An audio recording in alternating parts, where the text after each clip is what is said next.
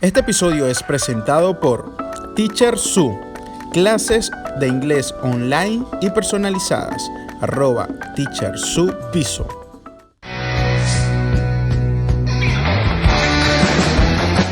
Bienvenidos a un nuevo episodio de Un tema en juego, con Carlos Colmenares.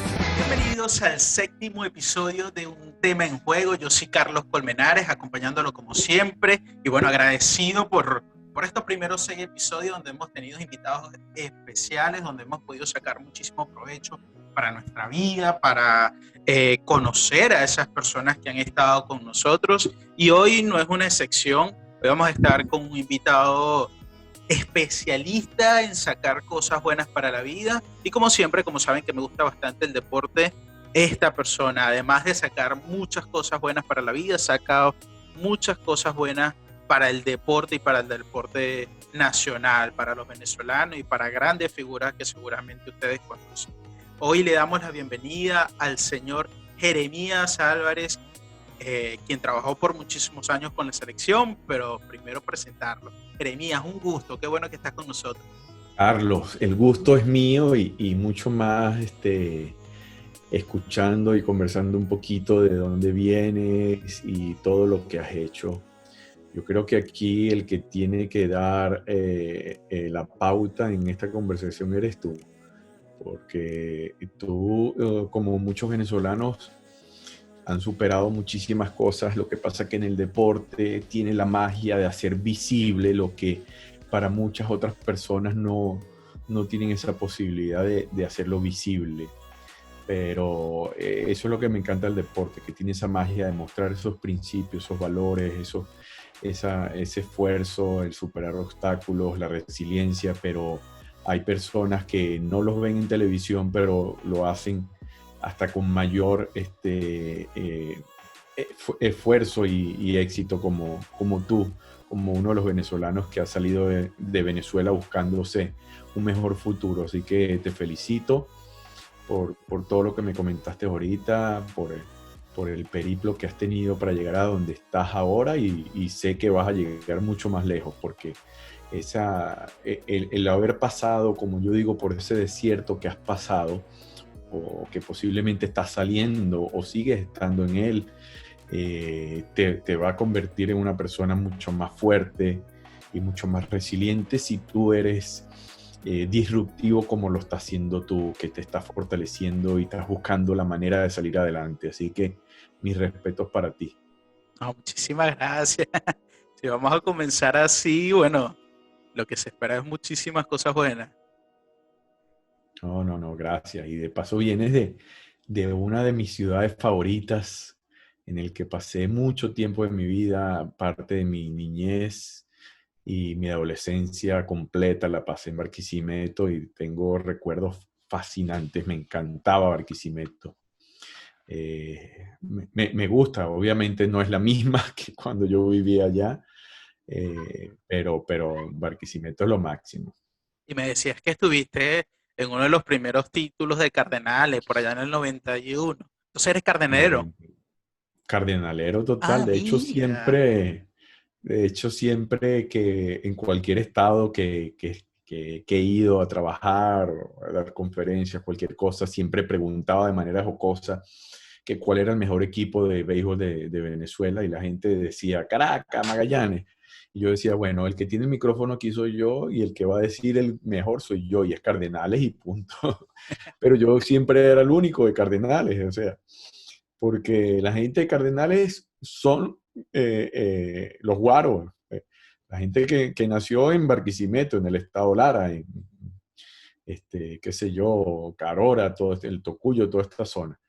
Pero más nadie es de Cardenales, solo los que nacimos allá, o los que nacieron. Yo no nací allá, perdón, pero viví gran parte de mi vida allá, y ahí fue donde me hice fan de los Cardenales. Claro, y los últimos años Cardenales ha sido el equipo de la década, ha sido el equipo victorioso de la Liga Venezolana y del Profesional. Y bueno, estoy seguro que muchísima gente que nos escucha, obviamente por yo ser de Barquisimeto y mis amigos, mi familia, le siguen mucho a Cardenales, y les agradó esta primera estas primeras palabras, estos primeros minutos, donde saben que este invitado, bueno, es cardenalero. Tal cual, cardenalero. Y como te dije, estuve en esa temporada histórica donde ganamos por primera vez, imagínate, un campeonato. Y lo habíamos intentado el año anterior, en el 90 creo, si mi memoria no me falla, Sí. y ahí perdimos contra los Leones del Caracas. Y el año siguiente sí le logramos ganar con esa generación espectacular que, bueno, uno se acuerda desde de los nombres más famosos, que sí, los importados, Derek Bell, Mark Witten, uy, había otro más que se me escapó ahorita, pero estaba Luis Ojo, jovencito, Robert eh, Pérez. Robert Pérez, imagínate. No, no, algo fantástico. Los pitchers buenísimos, también Giovanni Carrara, Claro. este, Edwin imagínate, Hurtado. Edwin Hurtado. Se me van muchos, pero recuerdo y súper feliz. ¿Y Cecil llegaste a ir Fielder no a un juego estaba. de la final? Claro, claro. Sí. Y estaba en el estadio yendo a ver los juegos. De hecho, recuerdo que el campeonato que perdemos, el del 90, estábamos unos amigos y las hermanas de los amigos que eran más grandes que nosotros, nos fuimos al hotel donde ellos estaban hospedados, los Leones del Caracas, recuerdo, solo pacha broma, pero obviamente estábamos molestos, ¿no? Pero logramos entrar y estaban celebrando, la gente de los Leones, recuerdo, estaba Antonio Armas, que era uno de los, no, no era el manager, sino uno de los asistentes, no sé, algo era, estaban ahí, estaban todos celebrando y recuerdo que a mí un importado me agarró y me lanzó a la piscina, recuerdo claro eso, imagínate, salí mojado por estar de salido, por ir a estar con el equipo contrario. Recuerdo eso y ya el año siguiente sí ganamos. No fui a todos los partidos de la final, pero sí fui a algunos. Ya la celebración de los Leones. Ya la celebración de los Leones, imagínate tú. Entonces desde chiquitos has estado pendiente, has sido seguidor del deporte. Sí, del béisbol no, porque siempre fui muy malo. Fui muy malo jugando béisbol, o sea, malo, malo, malo. De hecho, lo he contado muchas veces, que era tan malo que no me escogían para jugar pelotica de goma, que es lo que se jugaba en la calle. Pero en ese momento vivía en Los Teques, donde nací. Ahí vivía y se jugaba, era puro béisbol. El fútbol, lo que pasa es que hoy en día ha agarrado una relevancia en los últimos años y la identidad vino tinto y todo este tema. Pero antes era solo béisbol y yo era malísimo en béisbol, no me escogían, tenía que llevar la parada, esperar mi turno para armar un equipo o llevar la pelota para poder jugar. Era Si no muy me voy, malo. Sí, me la llevo. sí, bueno, Kiko, pues. Este, entonces, cuando nos mudamos a Mérida, porque mi mamá iba a estudiar arte en la ULA, ahí sí, el estado Mérida, al igual que el estado Táchira, son estados futboleros toda la vida. Ahí sí comencé a jugar fútbol y por suerte para mí sí tenía habilidades ahí, me comencé a destacar, mi autoestima como niño comenzó a fortalecerse, a crecer y ahí fantástico. Cuando de Mérida nos vamos a Barquisimeto, ya estaba jugando bien y comencé a jugar en varios equipos. Jugaba en una academia muy famosa en su momento, Miguel Pla, que ahí es donde coincido con Rafael Dudamel y nos conocemos, Rafa y yo, jugamos juntos. Y bueno, ahí jugaba en el equipo del colegio, jugaba que estudié en el Diocesano Barquisimeto, como te comenté, y todo bachillerato lo estudié ahí.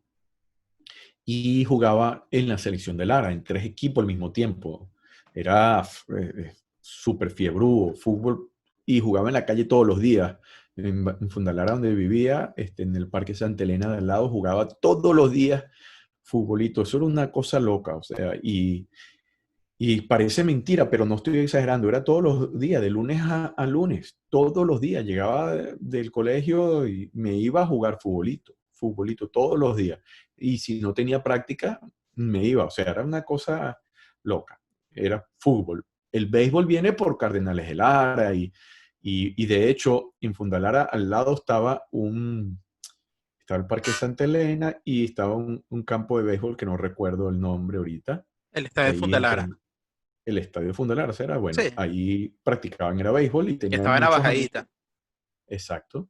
En la bajadita estaba un parquecito y al lado estaba el estadio, una cancha, pues no era un estadio, la cancha, y había una cancha de usos múltiples donde yo jugaba futbolito, pero estaba la de béisbol ahí donde practicaban muchos amigos míos que sí eran buenos en béisbol.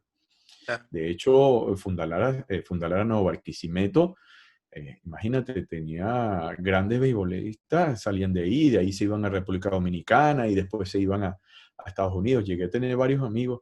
Recuerdo uno, se llamaba Ramón Leal, no sé si llegó a, a llegar más lejos, porque no le seguí la pista, pero cuando estábamos juntos de chamos ahí, él era uno de los que estaba, oye, en la mira de los scouts y todo eso, recuerdo.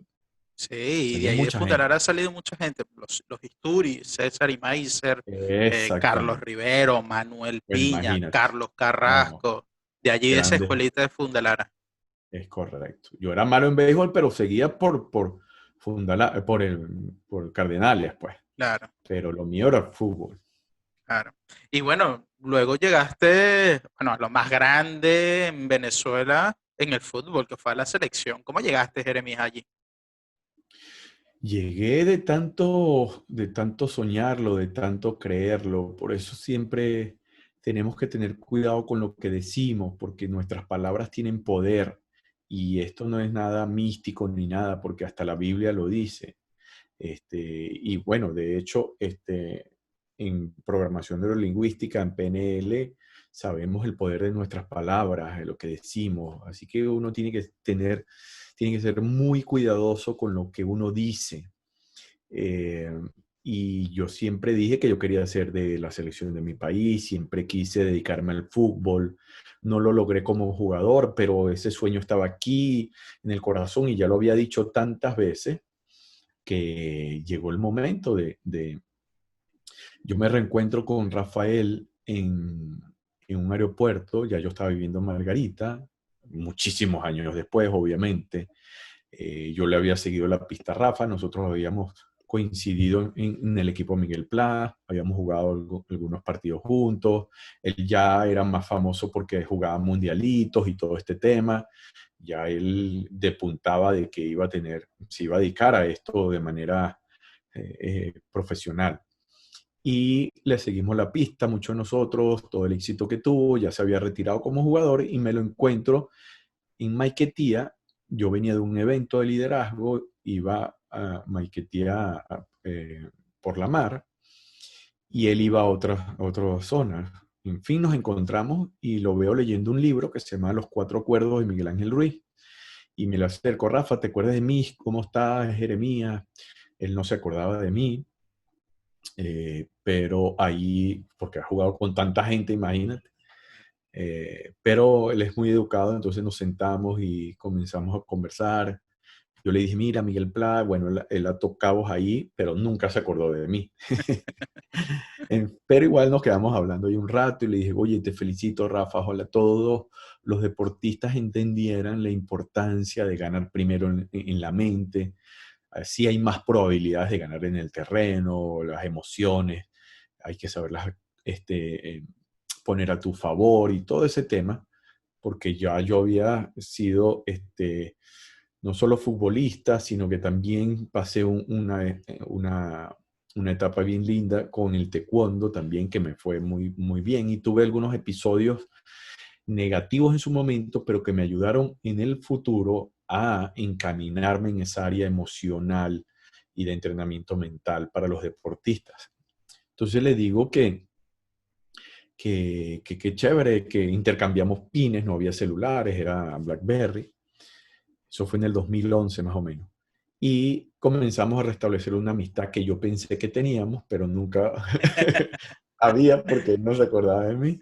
Y comenzamos, yo les recomendaba libros, cosas que yo leía, frases, y a él le gustaba todo eso. Me decía, oye, Jere, una vez me dijo, si yo vuelvo a ser técnico, porque había tenido un pequeño espacio con estudiantes de Mérida, si yo vuelvo a ser técnico, me gustaría que me ayudaras en esta área porque sé que la parte mental y emocional es muy importante. Él lo sabe como jugador que fue toda la vida. Claro. Entonces, nada, yo chévere, pero ni pendiente. Y en una oportunidad, él manda un mensaje masivo. Antes de eso, él se va a Colombia a estudiar para ser técnico y todo esto, seguir estudiando. Y yo le digo, bueno, Rafa, llévate estos libros, ve trabajando esta área. Sí, chévere, eres buenísimo. Y al tiempo, él manda un mensaje diciendo que lo habían nombrado seleccionador nacional sub-17 de Venezuela y quería compartir con todos sus contactos y sus familiares esta alegría y todo esto. Y yo, como cualquier persona que le llegue el mensaje, wow, lo felicito de inmediato. Rafa, te felicito, eres un campeón, ganador, te lo mereces, te va a ir bien, todo eso. Y él me respondió de inmediato diciéndome, epa, no quiero que me felicites nada. Yo quiero que tú seas parte de mi éxito y me ayudes en esta área emocional. Así que vente conmigo. Cuando yo veo eso, ahí donde tú te das cuenta que los sueños no mueren. El que muere es el soñador. El que deja de soñar es el soñador. ¿Ves? Pero los sueños están ahí. Y me encanta una metáfora bellísima, una fábula que una vez leí sobre una persona que se muere y va al cielo, algo así es lo que recuerdo, se va al cielo y San Pedro le está llevando por algunos salones inmensos que hay allá arriba en el cielo y ve una puerta inmensa, bellísima que está ahí y esta persona le pregunta a San Pedro, ¿y eso qué es? Ah, no, ese es el salón de los sueños olvidados. ¿Cómo es eso? Sí, entonces el hombre lo abre y ve algo que se perdía de vista inmenso, impresionante, cantidad de cosas y logros. ¿Y esto qué es? Bueno, es que eso es los sueños olvidados, la gente que se olvidó de soñar, que estaban a punto de que se lo concedieran, pero dejaron de soñarlo y dejaron de buscarlo. Y así nos sucede muchas veces a la gente. El tema es que a veces el sueño no llega exactamente como lo querías. Yo quería ser jugador, no lo logré como jugador, pero lo logré como su coach mental y motivacional. Pero nunca dejemos de soñarlo, siempre tenemos que seguir luchando. Y por eso te felicito a ti y a muchos venezolanos que se han ido a buscar un mejor futuro y han pasado por situaciones impresionantes que cualquiera tiraría la toalla. Y ustedes igual están ahí luchando y haciendo varias cosas. Como tú me decías, estás haciendo este podcast que es algo que sueñas hacer, que quieres hacer, que deseas vivir de esto porque es tu pasión. Pero mientras tanto te estás dedicando a otra cosa, mientras que esto no te da dinero. Y te felicito porque yo trabajé con la selección de Venezuela al principio ad honorem. Eso te iba a preguntar.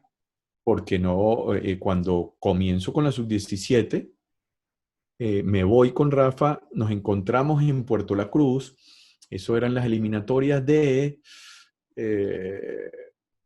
las del 2014. ¿Cuál fueron las del 2014? Mundial, Ajá, Brasil. Brasil 2014. En esas eliminatorias, más o menos en el año 2012, nosotros nos encontramos ahí porque iba a jugar Venezuela-Chile en Puerto La Cruz. Y él me dice, vente para acá que va a jugar Venezuela-Chile. Yo estoy aquí invitado con el cuerpo técnico del profesor César Farías.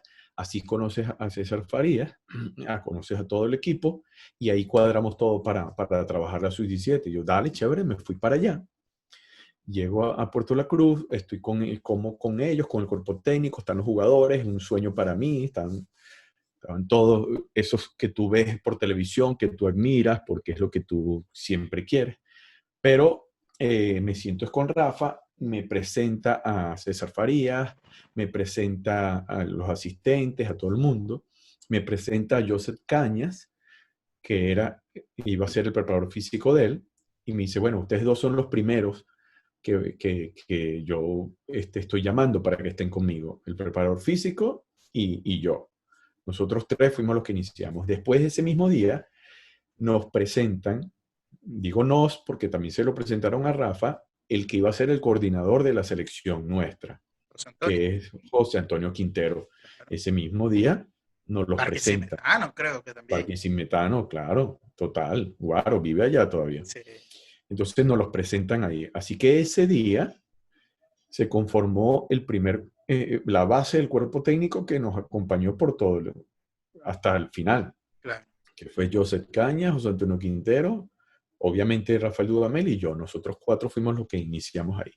Y me presentaron a Manuel Lloren, que era el psicólogo de la selección mayor, un tipazo. Nos quedamos toda la tarde ahí hablando, él recomendándome cosas, de todo lo que iba a venir. Una excelente persona. Siempre lo menciono porque no tenía por qué haberse quedado conmigo ahí un rato hablando y el hombre se quedó conmigo ahí hablando. Súper, súper buena gente, en calidad de persona. Y bueno, al final de todo eso, Rafa me llama y me dice, Jere, bueno, está listo, vamos a iniciar, vamos con todo. Hay un solo detallito. Le dije, ok, ¿cuál es? Que no hay presupuesto para tu cargo. Yo, uy, buenísimo, eso es lo que yo estaba esperando. Qué Pero ahí noticia. pero ahí es donde viene, cuando tú estás tras tus sueños y estás buscando lo que te apasiona, que es lo que tú estás haciendo ahorita. El dinero para mí no era problema, eso era mi sueño. Es más, yo siempre lo digo, si yo hubiese tenido que pagar para ponerme la franela de mi país, yo lo hubiese hecho. O sea, me iba a poner la vino tinto, imagínate, por favor.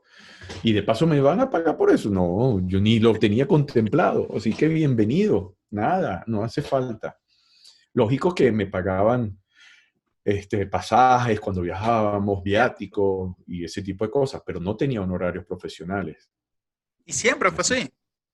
Por un tiempo, hasta que ya después en la sub-20, todo el proceso sub-17 fue así, parte de la mitad de la sub-20 también. Ya después, no, yo comencé a cobrar fue cuando estábamos con la absoluta, imagínate. Ah, mira, y son varios años, Pero, porque era sí, sub-17 fue pero, 2014, sí, 2015, por ahí. 2012, Imagínate. 2012. Pero nunca fue un obstáculo para mí, ni Claro, pendiente. Por eso mucha gente quiere tener lo que uno tiene, pero no están dispuestos a pagar el precio que uno ha pagado. claro. Pero bueno, pero lo volvería a hacer, sin ningún problema, sin ningún problema. Y uno de los temas que me gustaría conversar contigo, y lo conversamos antes de comenzar el podcast, era el tema de la ilusión. Y quizás, si interpreto bien, estabas desde niño ilusionado con vestir la camiseta de la Vinotinto, estar en la selección. Eh, ¿Era una ilusión, era un sueño? Tú que quizás tienes muchísimos más conocimientos que yo. Eh, ¿Qué diferencia hay en esas palabras? Vivir ilusionado, vivir como un soñador, vivir con sueños, vivir, qué sé yo. Eh, y es una palabra que usaba mucho Dudamel.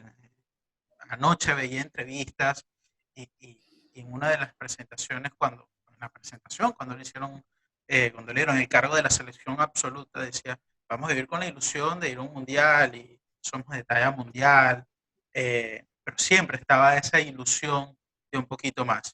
Eh, Primero eso, a ver si existe una diferencia entre ilusión, soñador y otros términos parecidos. A ver, para conocerla. Sí, bueno, la palabra ilusión significa esperanza, que tú tienes una esperanza sobre algo que puede ser real o no real, y ahí es donde tiene que tener la distinción y el cuidado, ¿no? Un sueño puede ser una ilusión también. La diferencia es cuando tú al sueño le pones una meta, le pones que se convierte en un objetivo, en una meta, poniéndole fecha, poniéndole un plan de acción, e ir tras ello, que no significa necesariamente que logres ese sueño. Y ahí es donde uno tiene que tener cuidado. Es lo que te decía. Es posible que no logre el sueño que yo quería, pero me acerco, o puede ser que logre algo hasta más grande de lo que yo tenía soñado. Pero es importante tener una meta, un sueño, pero tiene que tener un plan de acción, tiene que tener fecha de caducidad, tienes que ir tras ello, porque si solamente es un sueño que se convierte en ilusión y te quedas esperanzado de una posibilidad y no accionas, te quedas enganchado emocionalmente de algo y la mayoría de las personas pasa toda su vida ilusionado con algo posible, pero no van tras ello. no van tras ello, pueden ser por muchas razones, por miedos, por miedo que no lo van a lograr o esperando el momento perfecto, que la luna se congenie con las estrellas. No puedo ahorita porque tengo que trabajar, pero fíjate que tú sales de este podcast y quiero resaltarlo, te vas directo a un trabajo. O sea, estás haciendo varias cosas al mismo tiempo. Otra persona no lo haría. ¿Por qué? Porque, bueno, ya estás cansado, tienes que ir a trabajar, tienes que cumplir con esto, y en qué momento voy a hacer esto. Y tú no, tú estás dispuesto a hacer algo más. O sea, tú no solo tienes un sueño, tú estás accionando para lograrlo. Entonces, esa es la diferencia. Yo toda mi vida soñé con ello, si bien es cierto que cuando era niño tú no tienes esa estructura mental y emocional para ponerle una fecha, para ir tras ello, sí te ayuda a ver el futuro con esperanza. Y lógicamente todos tenemos que tener sueños. Una persona sin sueños perece, o sea, tú tienes que tener. De hecho, la gente, y estos hay muchos experimentos, sí, experimentos, no experimentos, sino anécdotas de personas que han estado en campos de concentración. Hay un libro muy famoso, El hombre en la búsqueda del sentido, de Víctor Frank, que este hombre, que de paso era psiquiatra, y él pudo ver cómo las personas que se morían era porque perdían la ilusión, perdían las metas, el sueño, se mueren, se mueren por desesperanza. Él albergaba en sí la posibilidad y de hecho él visualizaba cosas que iban a ser mejor y eso lo ayudó a poder pasar algo tan dramático y cruel como un campo de concentración nazi. ¿Por qué? Porque él sí tenía la meta, la ilusión, el sueño de que iba a salir de ahí, lo que iba a hacer después. Entonces eso lo ayudó a pasar por ahí. El que no tiene ninguna meta, ningún sueño, se muere. Entonces es importantísimo tener esperanza, tener una ilusión, pero que se convierta en una acción. ¿Sí me No, explico? claro, nosotros los venezolanos comúnmente vivimos ilusionados y quizás por estas situaciones, así como Víctor Frank, que es un libro buenísimo y que es una historia de él Real, de paso, una importante, historia real. sí. Comentaban que en el libro que él se acercaba a las cercas eh, de leyes eléctricas donde la gente sí quería salir corriendo, ahí iban a morir o eh, nada, la gente ya cansada se tiraba allí para morir, pero él se acercaba a la cerca solamente porque había muchísimo frío y para recibir un Le daba poquito de calor, claro. calor. Entonces, como él transformaba muchísimas cosas que desde un punto era muy negativo y él lo hacía ver de una manera totalmente distinta. Y los venezolanos hemos sido muy ilusionados con muchísimos puntos de vista, desde la política, situación país, y una de las, bueno, situación migratoria, y yo puedo ser un ejemplo de eso, y vivir ilusionada de que siempre vamos a estar en un momento mejor y también que lo que hemos dejado en algún momento puede cambiar y podemos volver, es una ilusión para todos. Eh, pero una de las ilusiones también fue la selección, o ha sido siempre la selección. Eh, Obviamente, por ser lo que somos en Venezuela y en Sudamérica, siempre tenemos la ilusión de ir a nuestro primer mundial, de ganarle a tal selección, de ganar la Copa América, cosas que no hemos logrado. Y tú que estuviste allí, ¿la selección vivía con ilusión? ¿Se trabajó eso? Por supuesto, es que vuelvo a repetirte, si tú no arrancas lo que hagas con una meta, con algo por lo cual ir, ¿a qué vas? Pues, o sea, de hecho, yo recuerdo una de las primeras eh, preguntas que yo le hice a Rafa fue, Rafa, ¿tú crees que podemos ir al Mundial? Eso fue con la sub-17 y me dijo sin dudarlo que sí. Y yo dije, bueno, entonces yo voy y no voy a perder mi tiempo. Entonces, listo. Este, Eso no significa que es la razón por la cual iba a pasar, porque yo me imagino que nadie va a ir a perder, ¿no? Pero yo necesitaba saber que el líder del proyecto no tenía dudas, ¿ok? Haciendo alusión a su apellido, que no tuviera ninguna duda. Y realmente no, él estaba bien claro y bien decidido. Él es una persona ganadora impresionante. No le gusta perder ni el saludo, es un bárbaro. Y yo dije, bueno, ok, yo voy pues. Comenzamos a trabajar y desde el día uno que tuvimos, que yo tuve el privilegio de tener la primera actividad con la sub-17, que fue en Maracaibo, que la hicimos en eh, la Villa Olímpica de Maracaibo, que ahí nos concentramos con la sub-17. La primera vez que yo fui, no sé qué módulo era, si era el tercero o el cuarto, no recuerdo. Yo voy y lo primero que le dijimos a los muchachos es que íbamos a ir a clasificar al mundial. Y se lo dijimos con este juego de palabras. Le dijimos, ¿cuántos cupos otorga el sudamericano al mundial de Emiratos Árabes? Entonces, todos decían, bueno, son 4. Nosotros le decíamos, no, son 3. Profe, teníamos entendido que eran 4. No, son 3. Porque uno ya es nuestro.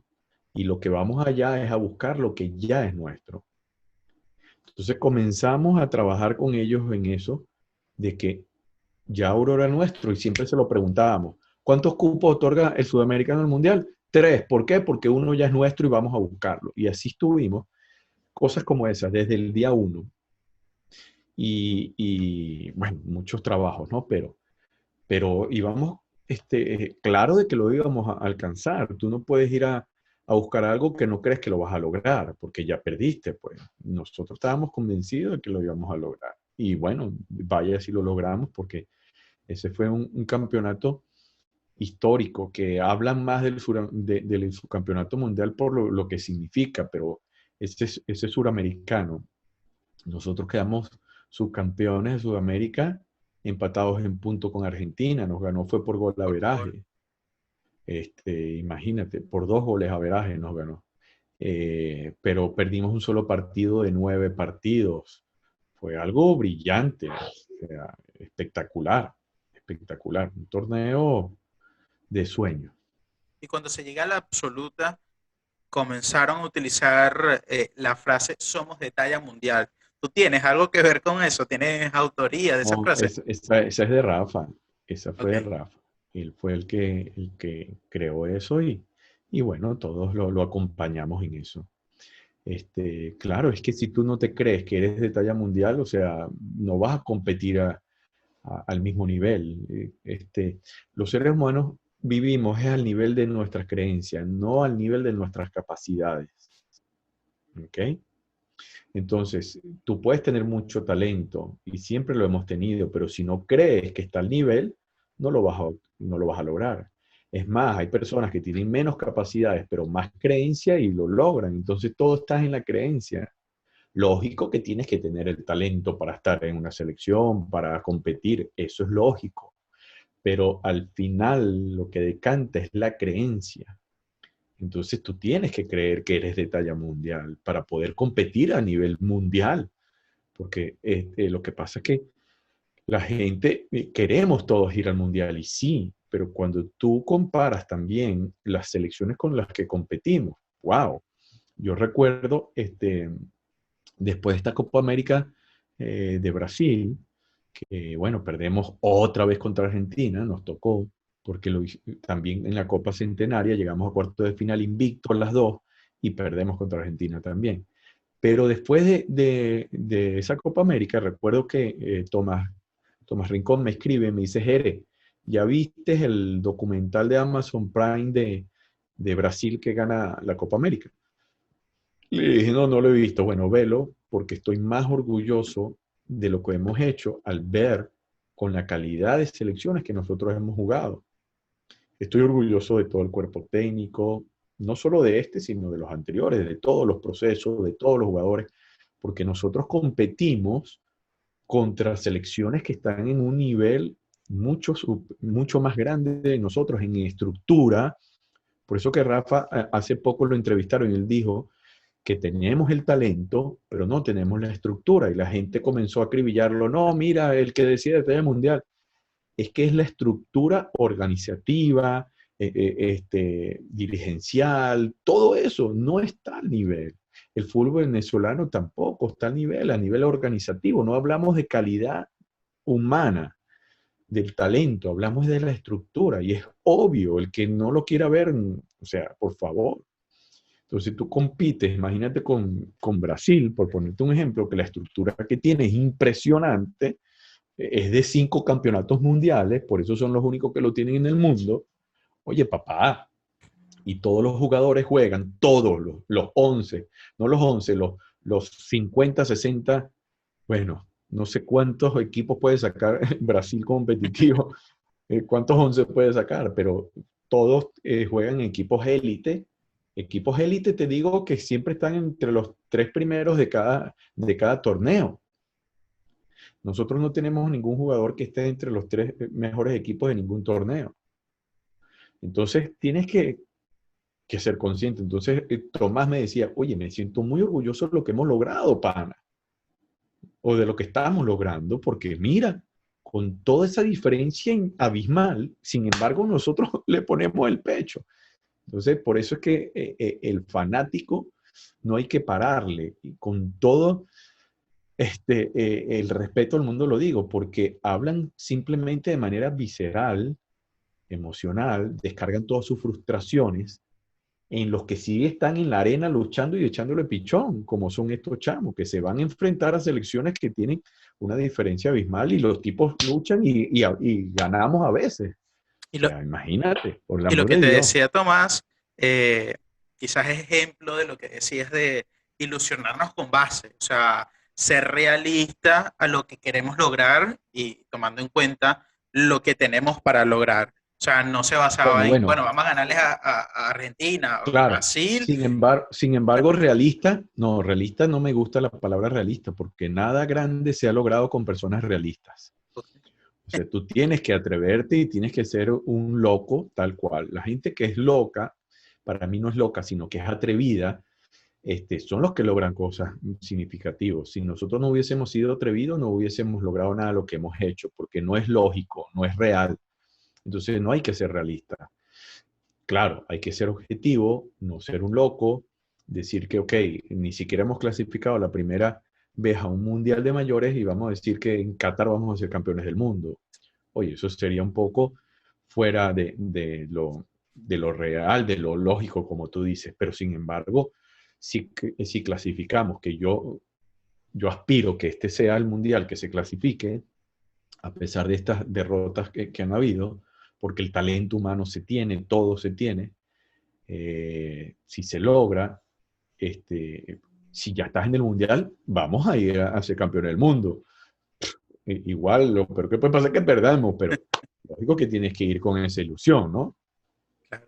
Dudamel, en repetitivas ocasiones, decía que en la selección o en su metodología de trabajo se trabajaba perdón, a la persona por encima del jugador y eso hacía Claro. que hubiera más compenetración, realmente fuera un equipo. ¿Qué tanto se trabajó eso y de qué manera? Bueno, de hecho, una de las frases de él era que apostamos a ganar formando.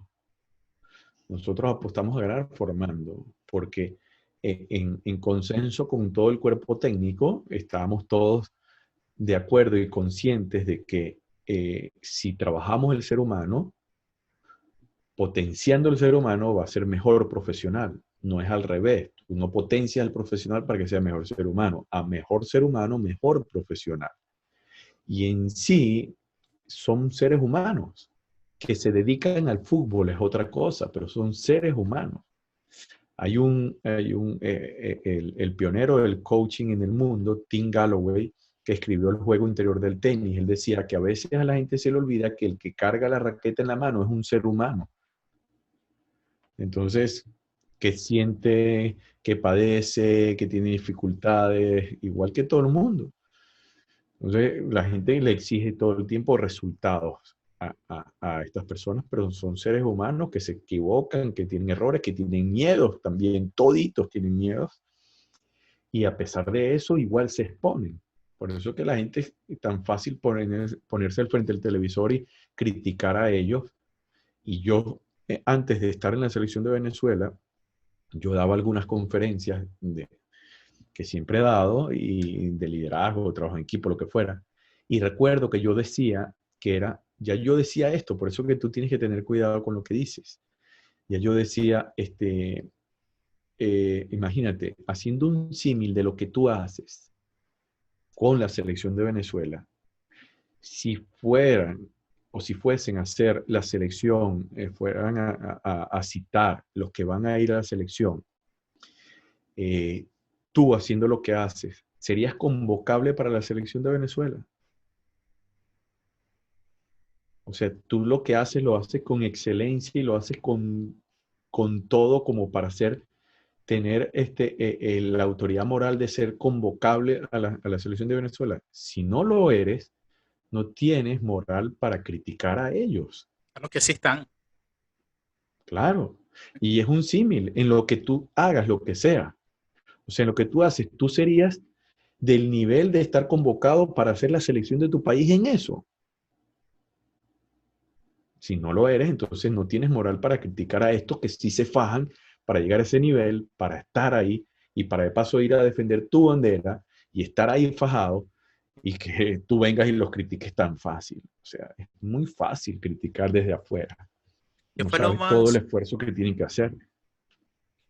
qué fue lo más sorpresivo, Jeremías, que te encontraste en la selección? Ya sea positivo, como decir, wow, el carácter de X persona o el liderazgo de esta persona me sorprendió, o decir, bueno, a esta persona lo tomamos así y creció de esta manera.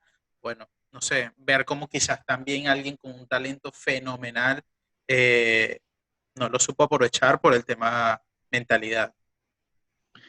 Bueno, te comento esto. Lo que más me sorprendió a mí fue cuando trabajé con la sub-17 primero, que tenemos todos estos meses de preparación, donde en cada concentración, en cada módulo, yo tenía espacios para trabajar con los jugadores, en toda la parte de visualización, de trabajo en equipo, de mentalidad, todo este tema de mindfulness, todo lo que trabajábamos juntos, y toda la creencia. De hecho, Manuel Lloren me regaló un video de la celebración de la sub-20, que en el 2009 clasificó por primera vez al Mundial con ellos. Hicieron un video celebrando su clasificación en el camerino con una música de fondo de Madera Fina, de Giordano, esta canción.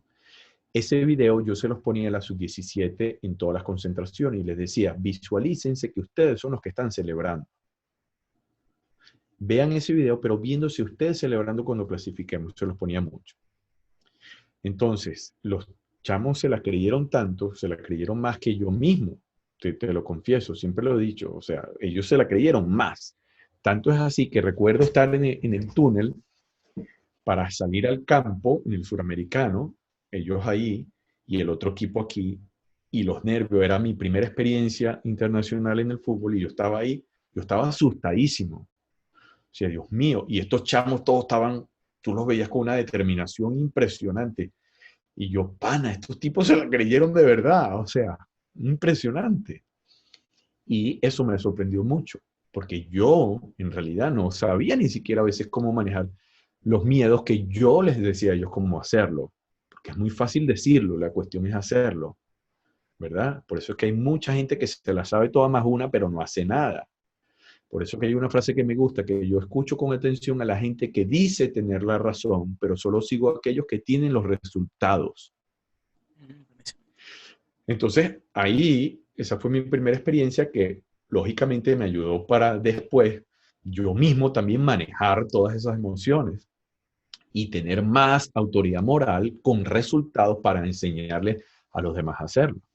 Pero el tema es que eso fue lo que me sorprendió. Fue lo que más me sorprendió, ver cómo yo mismo estaba sorprendido de la emoción que se siente salir del túnel al campo a jugar contra otras selecciones y que estos se la creyeron todas. Tanto es así que mira el campeonato que hicimos. Y En otra cosa perdón, que me en esa selección de la sub-17, ¿quién estaba?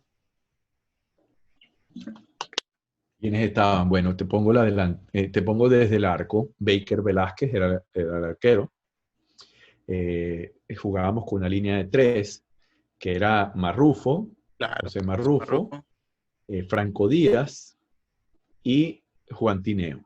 Claro, Arriba estaba Caraballo, José claro. Caraballo, José Hernández, ¿ok? Que a veces era José Hernández o Eduardo Maceira, José entre ellos. Hernández, el José sub-20 Hernández que está también. en el Atlético Venezuela, sí. Claro. Es el único venezolano que ha estado en 2 mundiales. Uh, José Hernández, es el buen dato. único. Sí.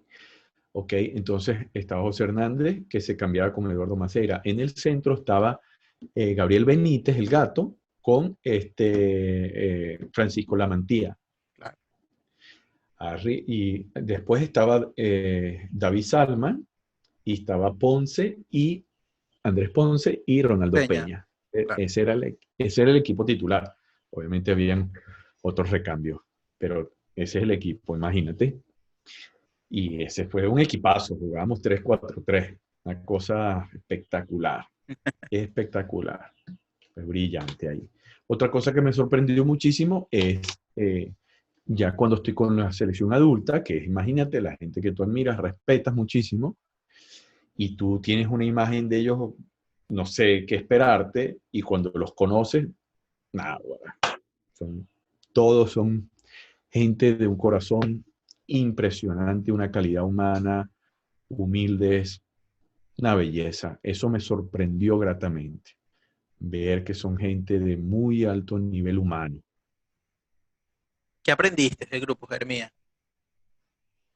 Aprendí a que no hay obstáculos en la vida que no se puedan superar, porque muchos vienen ganando como un podcast que yo tengo también, que se llama El Proceso como Camino al Éxito, y el primero que entrevisté fue a Tomás Rincón, y una de sus frases clave dice, mi mayor victoria fue que yo gané mi batalla interna,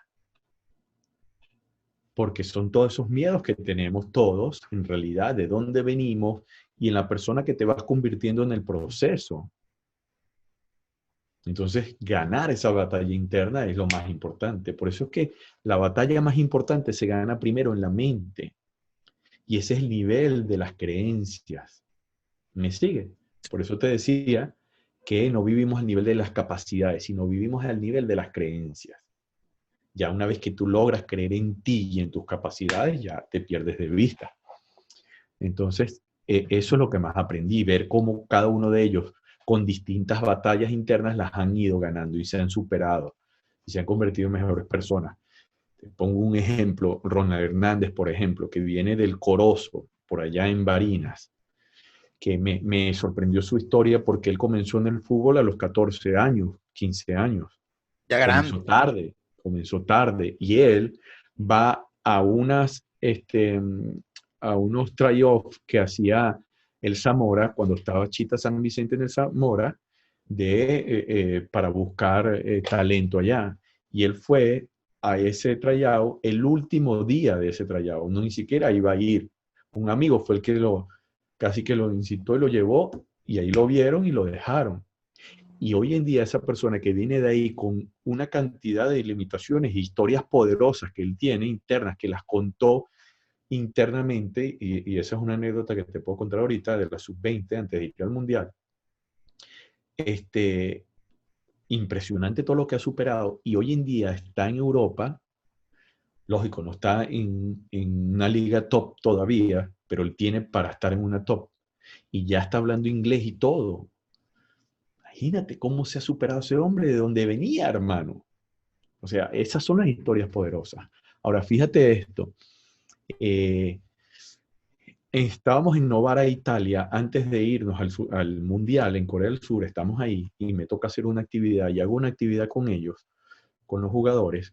Hicimos un círculo cerrado y les dije que hoy íbamos a hablar del día más triste de nuestras vidas, que cada quien compartiera el día más triste de nuestras vidas. Y cada uno, comencé yo contando el día más triste de mi vida, conté eso, y cada uno fue contando uno. Ronald fue uno de ellos que contó algo que no, obviamente no lo voy a decir acá, pero contó algo que nadie sabía, porque cada uno comenzamos a contar cosas que no conocíamos de ninguno, porque son cosas muy internas, muy guardadas, y muchos de ellos se conocen desde chiquiticos y tienen años ya de selección en selección, sub 15, sub 10, sub 17, sub 20 han jugado juntos, se conocen, pero no se conocían esas historias tan poderosas. Y cuando cada quien comienza a ver las batallas internas que han superado, wow, se hizo una unión impresionante. Y yo digo que ahí se comenzaron a hacer los hilos invisibles que nos hicieron indestructibles. Y muchos jugadores me han dicho después, por eso recalco esta historia, Jere, ese día cambió todo. Porque aunque tú no me caigas bien, porque no todos vamos a hacer monedita de oro, aunque tú no me caigas bien, al conocer la historia que has superado, ya tienes mi respeto y nadie se va a meter contigo de ahora en adelante. Me explico, y la cohesión que se hizo ahí fue poderosa. Y bueno, trajo los resultados que trajo. Obviamente, además de lo futbolístico, era un grupo que se veía unido. Sí, indestructible, indestructible. Jeremías, para ya ir terminando, bueno, actualmente, ¿qué estás haciendo? ¿Qué te ilusiona, Jeremías? Me ilusiona seguir dedicándome en lo que me apasiona, que es el fútbol, y acompañando a todos estos deportistas y equipos que quieran ir de donde están a un nivel superior. Y trabajo con varios deportistas que juegan en equipos élites en Rusia, en Alemania, en Francia, en España, en Brasil. Trabajo con varios jugadores como su coach personal y tengo una metodología de trabajo para acompañar. Ahora voy a sacar una para jóvenes que se llama Promesas Crack de 11, 17 años, un proceso de acompañamiento emocional y mental porque la base está ahí. Muchos se enfocan en lo visible, que lo visible es lo físico y creen que mientras más entrenen físicamente, más probabilidades de éxito tienen. Y tristemente no es así. Sin quitar lo importante del entrenamiento físico, táctico y técnico, que obviamente tiene que estar al nivel, lo que determina decantando todo es lo que pasa por aquí y en el corazón, en estos dos. Que el corazón también tiene neuronas, al igual que nuestra mente. Entonces, esta es la conexión importante. Por mucho talento que tengas, si aquí esto no está claro, no terminas avanzando. Y es triste ver la cantidad enorme de talento que hay en el mundo, no solo en Venezuela, en el mundo, y que por no trabajar la parte más clave, que es la que va a terminar decantando todo, que es esto que está aquí y esto, se quedan en el camino y sus sueños se convierten en ilusiones que se quedan en ese cuartico que hablamos, bueno, ese cuartote inmenso, mejor dicho, que está allá arriba. Que tiene San Pedro allá. Exactamente. ¿Por qué? Porque no trabaja en lo que domina todo el cuerpo. Entonces a mí me ilusiona seguir acompañando personas en esa parte emocional para ayudarlos a convertirse en esa persona que ya está allá adentro.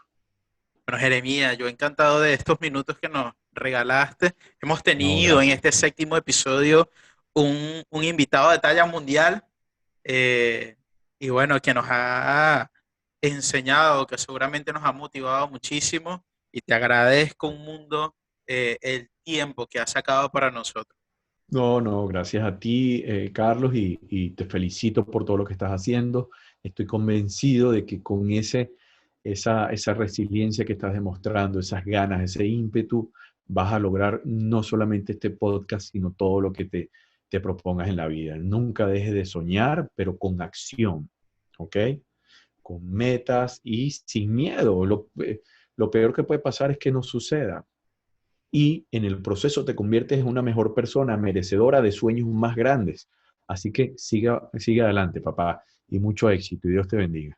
Amén. Muchísimas gracias, Jeremías. Y bueno, este fue el 7º episodio de Un Tema en Juego junto a Jeremías Salves. Recuerden seguirnos por nuestras redes sociales y pendientes para el próximo episodio. Nos vemos. Chao.